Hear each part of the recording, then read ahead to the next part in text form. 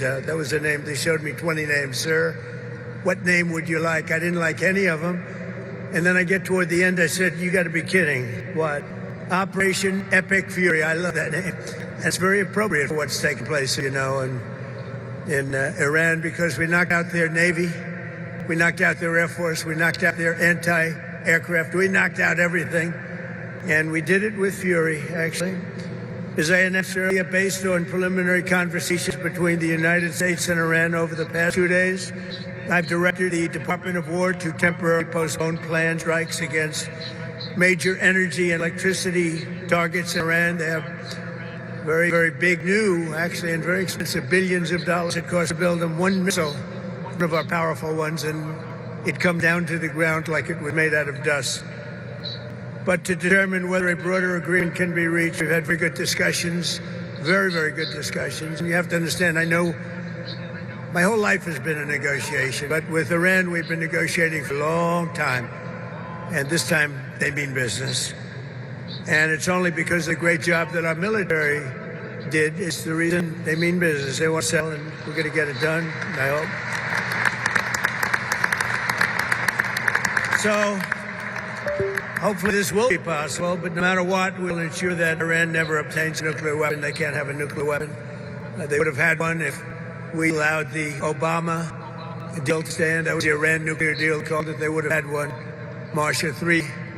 I'll tell you what, Martha, we would have nuclear weapons up there, what would you say, 2 years ago, 3 years ago, or 4 years ago? We would have been in a position that nobody wants to be in. We won't allow ourselves to be in that position. Over the past 3 weeks, the United States military and our partners have been decimating Iran's military capabilities with overwhelming firepower, skill, lethality, and force, and we're destroying their ballistic missiles and drones programs with launchers down by more than 90%. We're hitting their launchers at a level that nobody even thought of before, 90%. They can't launch them, and they don't have very many of them, because most of them have been annihilated. But we've annihilated their defense industrial base, eliminating their Navy. We had 158 ships that day. I said to my people, why didn't you capture the ship? I said, were they good or not? They said, they were great, sir. So why didn't you capture it? We could use them. They said, it's more fun to put them at the bottom of the sea. But they're not there anymore. So we eliminated their Navy, right? And it's gone. We eliminated their Air Force. We eliminated all of their air defense, everything. We eliminated everything there is to eliminate it. We eliminated them. We eliminated their leaders. We had the first set of leaders. They're gone. Then they met, 88 people met. And it's sad. I mean, it's sad they could have made a deal. We could have made a deal with them a long time ago. Then the second set, 88 people met to pick a new leader. And they're now extinguished. And then they're meeting again. But now nobody wants to be the leader. It's one of the few political jobs that nobody wants anywhere in the world. Nobody wants it. It's a very dangerous job. My job is dangerous too, but their job is worse. In other words, we're systematically dismantling regimes' ability to threaten America. They're not threatening us anymore. As Commander-in-Chief, it's my sacred responsibility to protect our country from all threats. For decades, Iran refused every opportunity to renounce its nuclear ambitions, and in recent months, its own negotiators bragged to our representatives about having enough material to make nuclear weapons. And that's supposed to deter me, but it didn't deter. It made me more anxious, and it was just much more important. This mission we're all on together was much more important, and did it quicker. Iran's missile capabilities were also growing so fast that it would soon become virtually impossible to stop them. Once they have a missile, once they have what they were building was incredible. And you got a little glimpse of it by the fact that when they came out, they started shooting all of their neighbors. Their neighbors weren't fighting with them. They were getting along okay with their neighbors. And I was surprised. Everybody was surprised. And it actually worked in reverse because their neighbors then turned against them.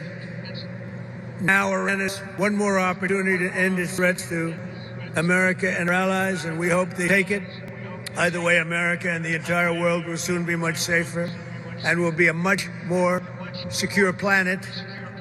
In addition to all of this, we're working on so many different things. You know, our economy was fantastic. We had a Dow at 50,000. They say it couldn't happen in 4 years. It wouldn't happen during my term. But if I got anywhere close, It would be a great success. Well, in my first year, we hit 50,000. And with the S&P, they said, even more difficult. They said it would be impossible to hit 7,000 on the S&P. And we hit that in our first term.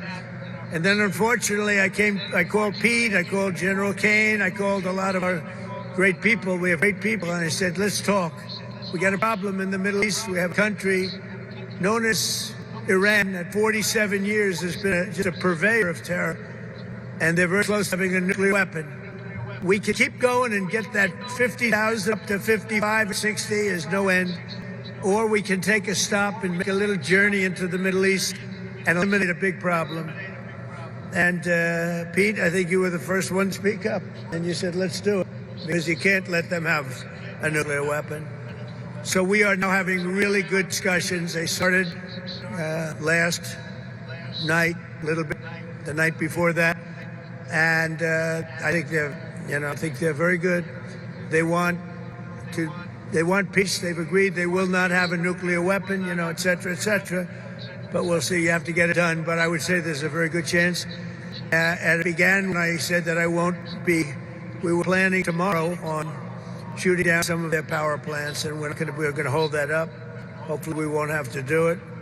And hopefully we can make a deal that's good for all of us, including the Middle Eastern allies that have been very good to us, including Israel, that's been a great partner in this fight. They've really been a good partner in the fight. They've fought hard. But we'll see what happens. I think there's a very good chance we're going to end up in a deal. And so we're giving it 5 days, and then we're going to see where that takes us. And I would say at the end of the period, I think it could very well end up being a very good deal for everybody, as good as if we went all the way and just literally annihilated the place, which if we don't have to do that, that would be a good thing.